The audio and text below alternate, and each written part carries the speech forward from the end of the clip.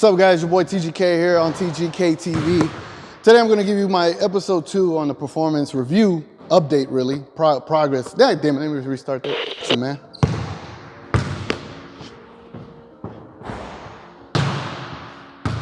What's up, guys? Your boy TGK here on TGK TV. Today I'm going to talk about my episode 2 on the Air Jordan 34 Amber Rise. And we're going to talk about same things I talked about on the last week's episode. Today I'm going to talk about more of those things in particular and give you more feedback onto how these shoes have been performing lately. Let's get to it.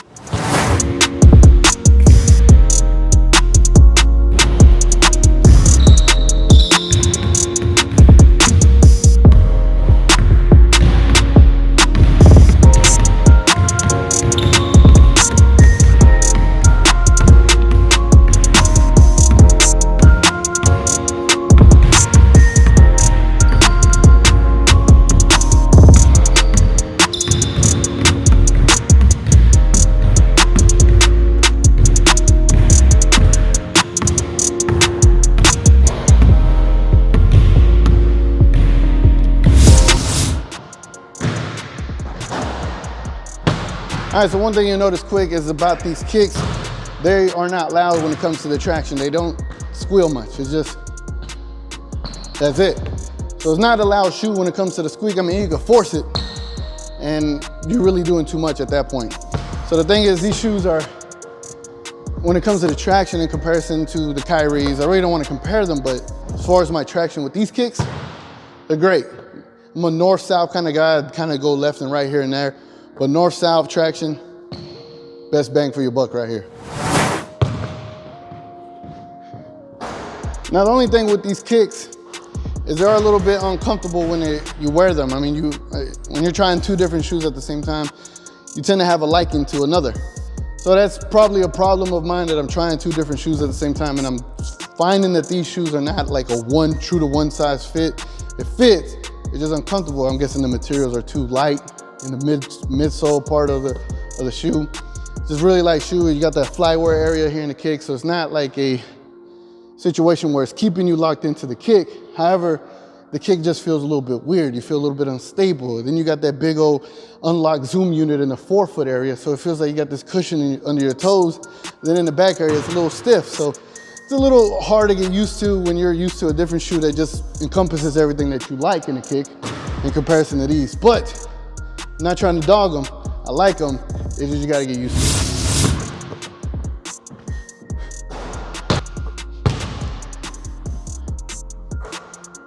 Now, the other thing I will say is the lacing setup is a little weird, and the tongue is very flexible. It's not a sturdy tongue. It moves, it can shift. If you pull it, it gives that elastic vibe. And then the laces are very thin, so I'm not a big fan of that, but it works for this kick. It's just what I'm trying to tell you is the materials that they got on top of the kick over your foot, it's really light, and it feels weird if you're not used to a setup like that. But it works if you can work with it. Now, as far as how the shoe has been breaking in, the shoe's broken in fine. It doesn't feel like I'm walking around in a house shoe, in a dress shoe, you know, going to church or something, or going to a little evening night out to some nice place. And look at that, I'm already hitting the damn camera with the ball. The shoe hasn't lost any luster when it comes to the performance that I've been able to experience in them. It's just, if you're gonna ask me for a preference right now from a money perspective, I'm gonna take the Kyries. The Kyries do a lot more with paying $50 less. These kicks, they're nice. However, the time that you need to break them in, and then the materials on top of the foot doesn't feel like it's keeping you in there. It's an uneasy feeling. I sprained my ankles in these, not because of the moves I was doing, just because someone ran into me. So I'm not trying to blame the shoes on that, but it does make you feel a little wary of, yo, are these materials gonna hold up on top of my foot? I don't know how Zion plays in them, but I can see where it could be an issue for him. Now, to give the shoe credit, it has a really good stitching as far as in the areas where they use really good materials to keep your foot locked in. It does that. It's just, again, I'll say it for the last time, it's an uneasy feeling. You just gotta get used to it. And when you're playing basketball, you're not thinking of it. I'm not thinking of it. But as I'm walking around and letting you know about this, it's there. It's a little odd. Now, as far as how the cushion is responsive, the cushion setup is hella responsive. You feel it, you feel it, you feel it. It's not that situation where from your heel to toe, it's not a perfect heel to toe. No, it is not. But when you're feeling that forefoot, and if you run heavy on your forefoot, if you're a toe tapper, forefoot runner type of hooper, it's perfect for you. But if you like to strike with your heel and go all the way through your toes, these ain't the kicks for you. I'll let you know that right now. Anyway, guys, let's go back to the studio so I can end this video. All right, so we're back in the studio now. Now, just to really end this video is when I was talking about the materials on the top of the shoe, it's really this fuse, this mesh fuse that they got. It's, yes, the shoe's sturdy, like the stitching that they have on the edges of this kick, around your foot. I mean, everything is fine. You know, the stitching is good. It's just this material is so flimsy. It's kind of weird. It's a really weird setup. It works. I'll say that it works, and it's just when you're playing in it, it's kind of odd. I played with other kicks that has like this real soft upper, but this one is weird.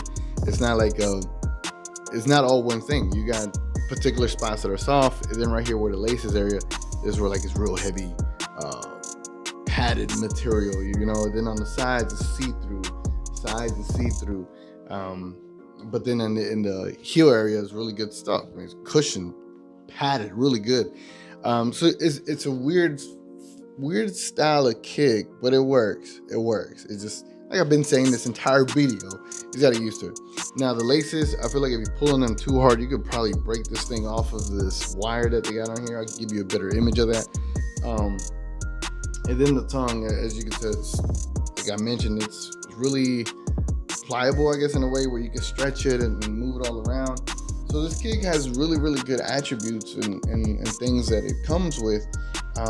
It's just, you really got to break this kick in to really get all the benefits out of it. And I feel like I still need to play in this some more to really break this kick open and really get everything out of it. But I really do enjoy playing in the traction. I can't get over the traction. So yeah, so let me know how your experience has been in the Jordan 34 so far. This is my second video on them. I'm gonna continue to play in them, try to work them out a little bit more and just break them in some more and see what they do for me. But if you got any questions, comments, or concerns or on this video, let me know in the comments below, guys. It's been your boy TGK. I'll catch you on the next one.